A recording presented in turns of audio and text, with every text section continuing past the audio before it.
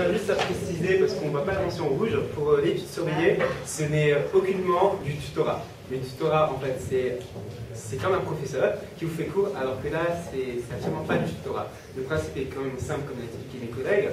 C'est vous êtes dans une salle, donc par exemple avec Alexandre ou un autre L3 ou master, et en fait, vous travaillez chacun à votre rythme.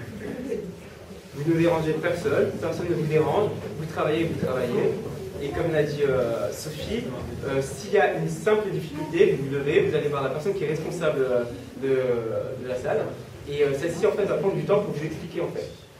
Mais en aucun cas il s'agit de tutorat. Ça est net.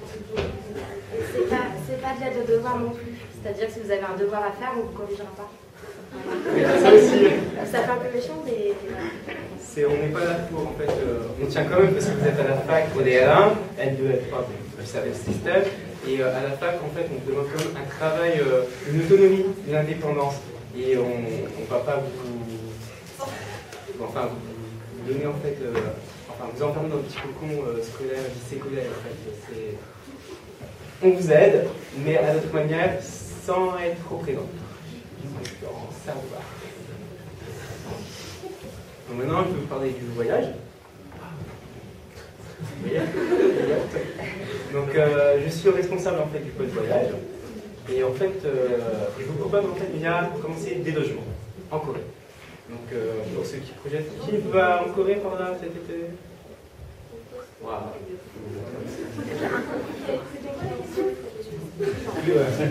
En Corée. On écoute hein, pour ce que je vois. Donc moi, ce que je peux vous proposer en fait, et il était un partenariat officiel en fait avec Lex Homestay. Donc c'est simple. Donc en fait, Lex, c'est une association de familles d'accueil. Et en fait, ces familles d'accueil se proposent de vous recevoir chez eux à un prix très très attractif. Et c'est vraiment franchement très bien. Et en fait, leur but, ce sont les échanges linguistiques et culturels. Donc c'est simple, vous allez dans une famille entièrement coréenne, elle vous accueille et vous vivez à la coréenne. Mais vraiment à la coréenne. Vous rentrez et vous êtes un membre à part entière de leur famille. Vous êtes peut-être français à Incheon, donc à l'aéroport, mais une fois que vous rentrez dans la famille coréenne, vous êtes coréen. Donc vous faites les tâches ménagères, vous participez aux tâches ménagères, la cuisine, vous allez faire les courses, vraiment tout à la coréenne. C'est vraiment une expérience. Oui. Mais il n'y a pas que ça en fait. C'est vraiment une expérience très enrichissante parce que, comme pour la plupart d'entre vous, il y a le côté drama et K-pop, mais la Corée, c'est pas que ça. Il y a aussi la vie de famille, la vie en dehors des stars et des idoles en fait. Et c'est vraiment en fait ce qu'on essaie de vous apporter en fait. La possibilité de vivre en famille d'accueil.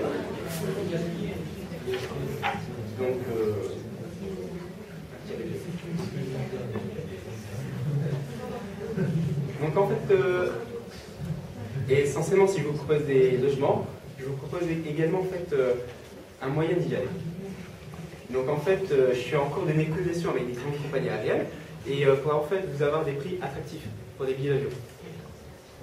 Donc c'est toujours en cours de projet, donc on n'arrête pas tout de suite. On reste sur le... Et je projette également de faire l'année prochaine, si l'association tient, et elle continue dans sa lancée, un circuit découverte en Corée. Parce que la plupart d'entre nous connaissent que Séoul, mais il y a autre chose. Il y a Jeonju, les petits villages folkloriques. Et en fait, mon but, ça serait en fait de faire découvrir les petits villages essentiellement, parce qu'on peut apprendre beaucoup des petits villages et vraiment de la culture. Parce que contrairement à Séoul, qui est quand même assez moderne, on oublie en fait des vraies valeurs en fait, d'un pays en fait. Attention, vous êtes là. Donc, bien évidemment, mon but, c'est de vous procurer déjà essentiellement des billets d'avion et des homestays à moins de 900 €. Et c'est pour un mois. Donc c'est donné. Bien sûr, les places seront limitées. Les candidatures se feront sur dossier. Mais je précise, le dossier, c'est pas avec vos notes. Ça, vos notes, ce sont vos notes. Moi, tout ce que je veux, en fait, ça serait une lettre de motivation. Pourquoi vous voulez y aller et dans quel but, en fait. C'est pour avoir votre motivation.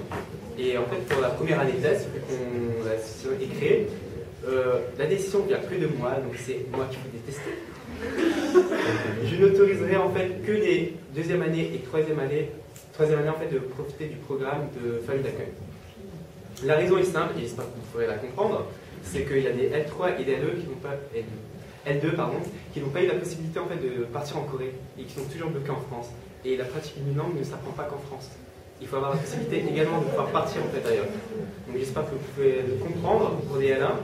Mais bien évidemment, je ne vous oublie pas. Si j'ai de la place pour vous envoyer en Corée, je ferai une annonce comme d'habitude, quand Madame Young va aussi Corée, pour vous dire qu'il y a de la place. Mais d'abord, je préfère privilégier les personnes qui sont déjà en fin de licence ou bientôt en fin de licence. Donc, j'espère que vous pourrez le comprendre. J'espère. Donc, voilà. Donc, pour moi, ça sera tout. Je laisse la parole au pôle culturel.